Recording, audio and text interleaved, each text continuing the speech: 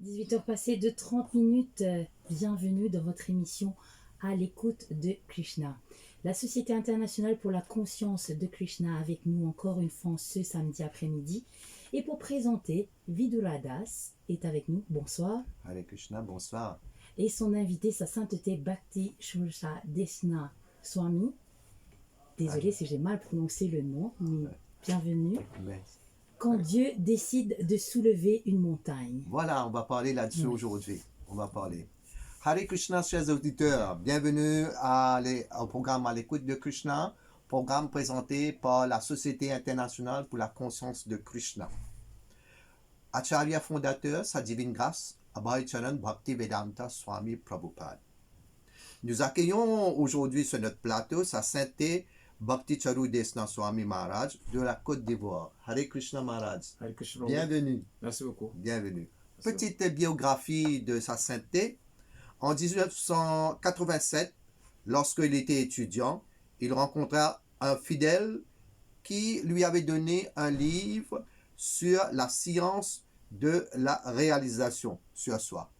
Ça lui a inspiré et après, en 1987, il joint le temple au Côte d'Ivoire où finalement il a reçu sa première initiation et la même année et sa sainteté, par sa sainteté, est Bhakti Tirtha Swami.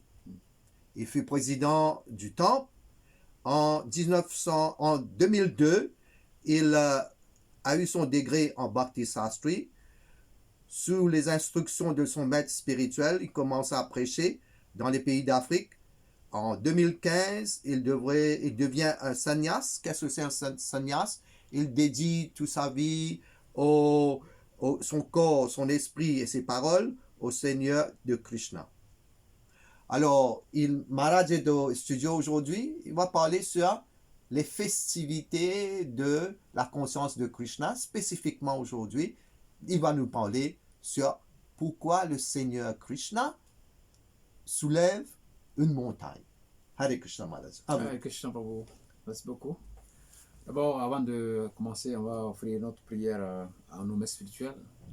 Om Jnanam Timela Sajjana Jana Salakya Takshomanitam Tashmash Godavaya Namaha. Namo Vishnu Padaya Krishna Prestaya Bhutale Srimate Bhakti Vedanta Swamiti Namine Namaste Sarvasudeve Gauravani Pracharya Nirvesesa Sunyavadi Patsatarsitarne Jai Shri Krishna Chaitanya Prabhu Nityananda Sri Advaita Gadadhara Shivadari Gaur Bhaktavinda. Donc nos hommages aux maîtres spirituels ont été accompagnés par des prières qui vont à l'encontre du monde entier et plus particulièrement à l'île Maurice parce que nous sommes à une période très importante d'élection. On veut que tout se passe très bien. Donc vraiment que la grâce de Krishna soit dans le cœur et dans le mental de tous les habitants de l'île Maurice. Oui, donc c'est une occasion qui m'est offerte. Je remercie Radio de l'île Maurice. Pour cette belle occasion. Et quoi, ça me fait la troisième fois maintenant que je suis là. Je suis habitué maintenant à la radio ici. Et donc aujourd'hui, comme Vidura Prabhu l'a dit, nous allons parler en général des festivités, particulièrement du festival de Govardhana Puja. Festival en sanskrit, en langue sanskrit, ça s'appelle Utsav. Utsav qui veut dire nous enthousiasmer. C'est-à-dire que souvent on est morose, on est stressé, on n'est pas content, on a plein de problèmes.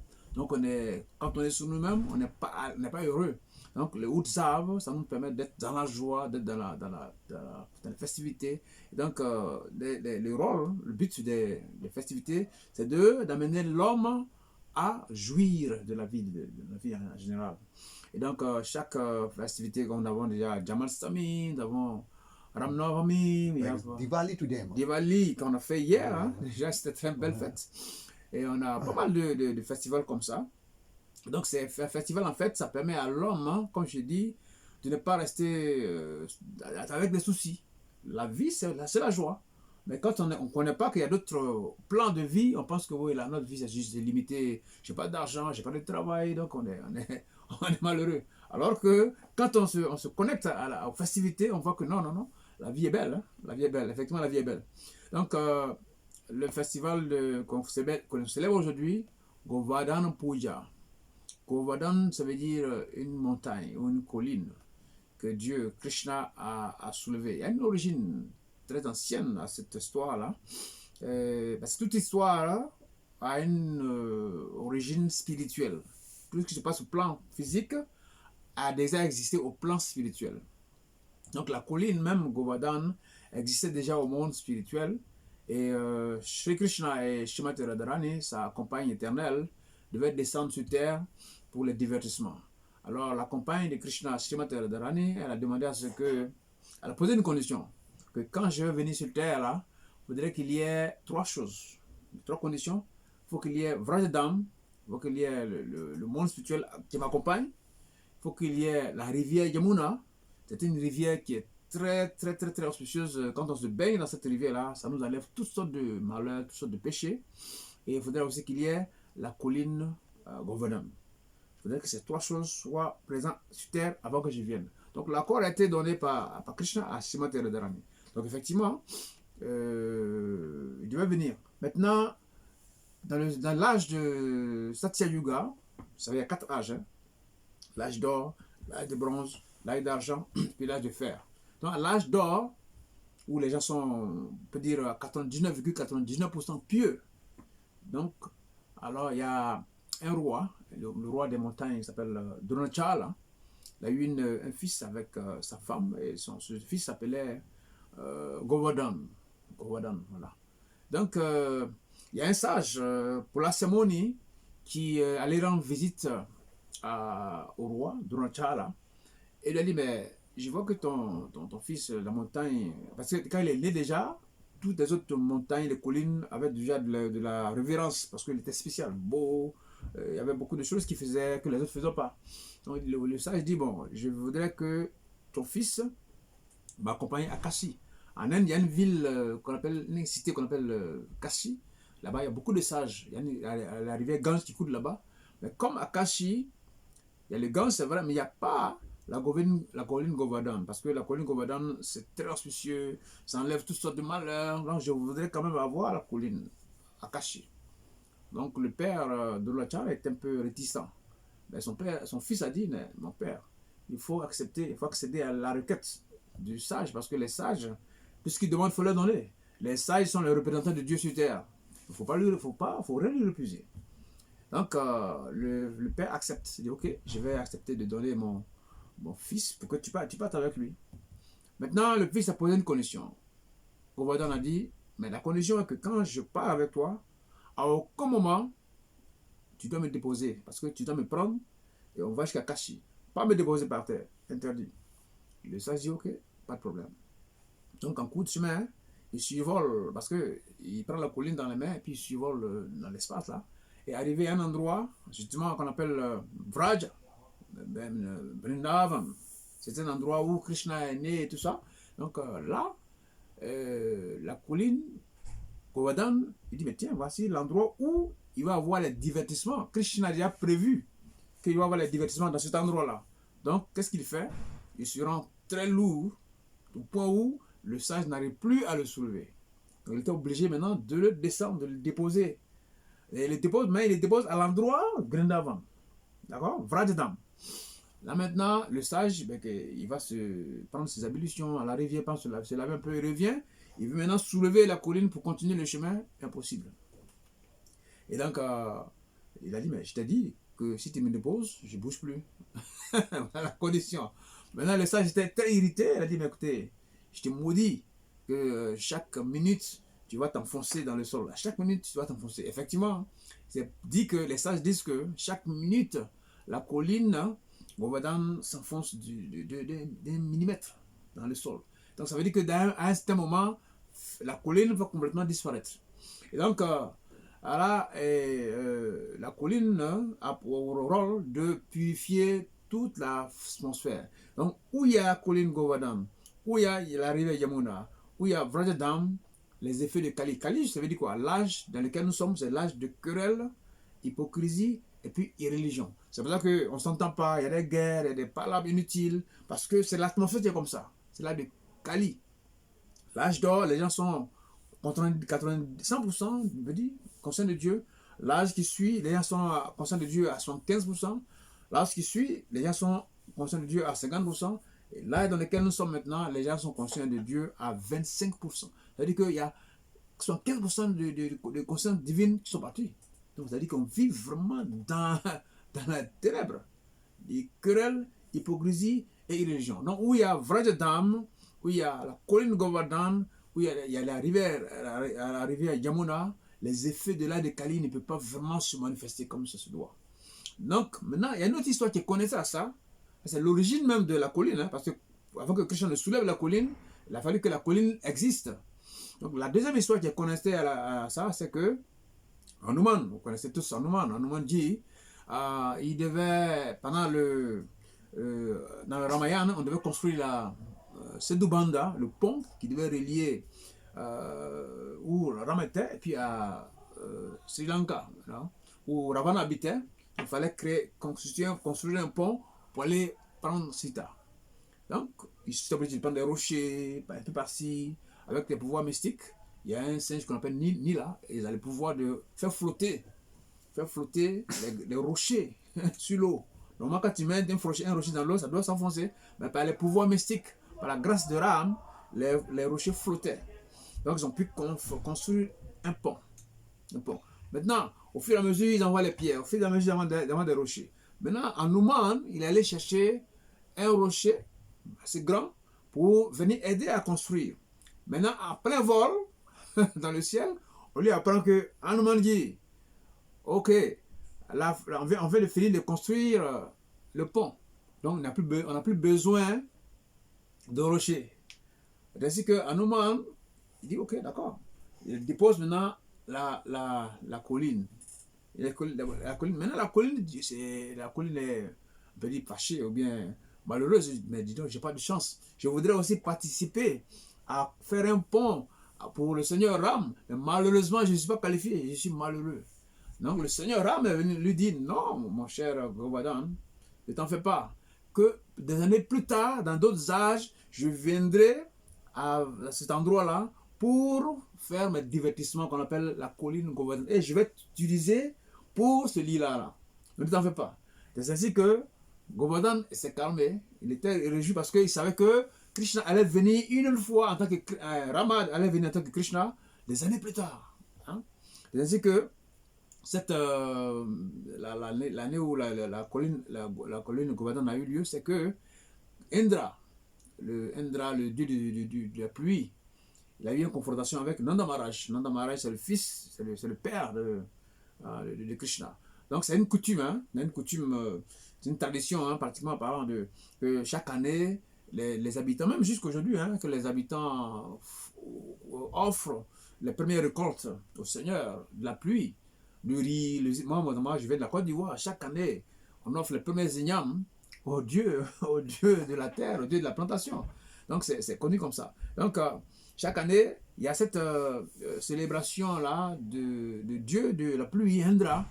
Et donc, cette fois-ci-là, le père de Krishna, ils ont constitué beaucoup de nourriture, beaucoup de fruits, beaucoup de fleurs à offrir à Indra comme d'habitude.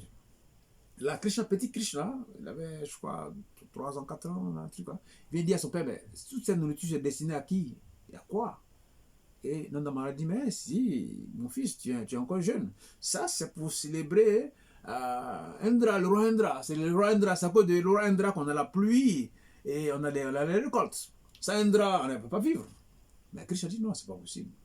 Indra, il fait rien de spécial. Indra, il fait tomber la pluie, c'est vrai, mais il pleut sur la mer. La mer n'a pas besoin d'eau, mais il pleut. Il pleut aussi sur les rochers. Les rochers n'ont pas besoin d'eau. Donc vraiment, Indra n'a pas vraiment un rôle important. Et de toute façon, la pluie, c'est constitué par les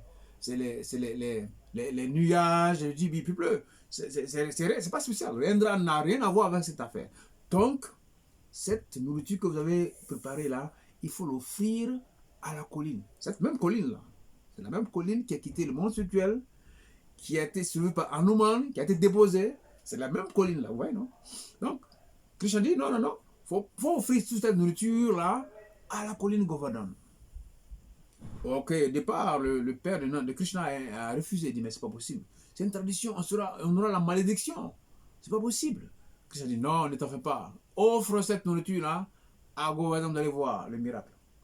Bon, finalement Nanda Maharaj, il est convaincu par son fils et il accepte. Donc, il dirige toute je veux dire, l'offrande qui est destinée à Indra à Dieu maintenant. Voilà un peu la leçon qu'il y a, c'est qu'aujourd'hui, tout ce qui est ici, dans ce monde-là, on pense que c'est nos propriétés, on les utilise pour nous-mêmes, pour notre famille, pour nos enfants, alors que le vrai propriétaire est là.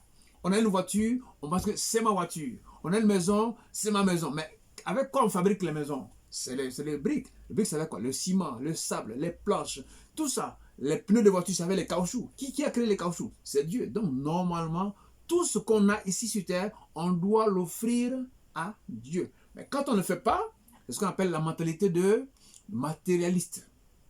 Un matérialiste, c'est celui qui, un karmi, c'est celui qui jouit de ses sens. Tout ce qu'il a comme propriété, il les utilise pour la gratification de ses sens. Donc là, il faut corriger cette mentalité-là pour rediriger les choses vers le créateur, le propriétaire originel de toutes choses. N'est-ce pas? Il y a un verset intéressant dans la Bhagavad Gita qui dit Bhuktaram Jagatapasam Suridam Sarva Bhutanam. Ça veut dire quoi? Que toute austérité que tu vas accomplir, faut l'offrir pour moi. Je suis le propriétaire de toutes les planètes et tous les astres. Je suis l'ami et bienfaiteur de tous les êtres qui existent. Donc, tout ce qu'on doit faire, on doit aller en premier lieu à plaire Dieu. Une fois que Dieu est satisfait, automatiquement nous sommes satisfaits. C'est un peu comme on a la nourriture, on met dans la bouche, ben, les autres membres du corps en bénéficient. Imaginez quelqu'un qui dit, mais non, il y a une histoire comme ça où les membres étaient en grève. La main, la tête, les jambes, tout ça. Ils ont dit, non, chaque fois qu'on a la nourriture, on donne à la bouche, à l'estomac. Et nous, c'est fini, il ne faut rien. Donc, ils ont décidé de gréver. Mais à un moment donné, après un jour, 2 jours, les membres commencent à s'affaiblir. Hein? Les pieds ne peuvent plus marcher, c'est engourdi. Les yeux voient flou, l'oreille n'entend plus bien. Alors, ils ont décidé, attention, il faut qu'on mette fin à notre grève. Parce que quand on donne la nourriture à l'estomac, au moins, il redistribue la nourriture dans tout le corps et on en bénéficie. Donc, quand on donne tout à Dieu, on en bénéficie. Donc, Indra, voyant que l'offrande qu'il est destiné est de rediriger vers Dieu, il se met en colère. Alors, une pluie diluvienne. Alors là, la pluie qui est réservée pour la fin du monde, la fin des temps, c'est cette pluie-là qu'il a envoyée pour vraiment détruire le village de Vrindavan, Brajadam. Donc il a envoyé cette pluie forte avec des tonnerres, avec les éclairs. Mais, alors Krishna, voyant que c'est difficile, donc tous les habitants de Krishna, parce qu'ils voient Krishna comme leur sauveteur. Parce qu'auparavant, Krishna les a sauvés en maintes reprises, avec plusieurs démons que Krishna a détruits. Donc ils voient que Krishna, malgré qu'il est petit, c'est notre sauveur. Donc encore une fois, ils viennent se mettre à l'abri de Krishna. Aide-nous, sauve-nous. Qu'est-ce qu'on doit faire? Là maintenant, Krishna dit, ne vous en faites pas. Il a toujours un plan B. Hein? Krishna, qu'est-ce qu'il fait? Pour montrer, donner une leçon à Indra, il soulève cette colline-là. Imaginez une colline, hein? Ce n'est pas un champignon, une colline. Toute une colline entière, et il soulève avec son petit doigt, comme ça, ce auriculaire-là, et pendant 7 jours. Pendant tout ce temps-là, la pluie continue de tomber. Il y a inondation, il y a flood, ça emporte les vases, ça emporte tout ce qui est sur son passage. Hein. C'est une pluie vraiment très très grave. Donc Krishna, il reste là comme ça. Donc les vieux, les femmes, les enfants, les vaches, toute la population était abritée sous cette colline-là pendant 7 jours et 7 nuits. 7 jours et 7 nuits. Et donc, pendant tout ce temps-là, la pluie tombait. Mais Indra, voyant que, mais comment c'est pas possible? 1 jour, 2 jours, c'est possible. 3 jours, 4 jours, 1 semaine. Jusqu'à présent, le petit garçon, il est encore là. C'est incroyable. Donc maintenant, il se rend compte qu'il a commis une erreur très grave. Donc là, il dit, mais tiens, je sais que je suis le dieu de la pluie, c'est vrai. Le dieu de l'éclair, c'est vrai. Mais je ne suis pas le dieu suprême. Là, maintenant, j'ai affaire au patron des patrons. C'est pour ça que Krishna, ils appellent Ishvara. Et Ishvara Parama Krishna Sakshit Ananda Vigraha. Anadi Radir Govinda Sarva Karana Karanam. Dans l'organisation cosmique universelle, tout comme nous avons un Premier ministre, Maurice, ici, le Premier ministre de Maurice. Mais le Premier ministre de Maurice n'est pas Premier ministre de l'Amérique. Le Premier ministre de l'Amérique n'est pas Premier ministre de France, etc., etc., etc. Donc, nous avons un Premier ministre universel. Hein? Le patron des patrons, Ishvara Parama Krishna, c'est-à-dire que le contrôleur suprême, qui est Anadi Adi Govinda, qui est la cause, tout vient de lui, mais lui-même n'a pas d'origine. Il s'appelle Adi Govinda. Et il est Sarava Karana Karanam. Il est la cause de toutes les causes. Donc, la leçon dans cette festival de Govardhana Puja, c'est qu'on doit maintenant rééduquer, on doit réinitialiser notre conscience de sorte que tout ce qu'on a, qu'on appelle notre propriété, ne nous appartient pas en réalité. Ça appartient au propriétaire suprême qui est Dieu. Donc on doit lui redonner. Et une fois qu'on le donne tout à Dieu, automatiquement on va connaître la paix, la joie et la tranquillité.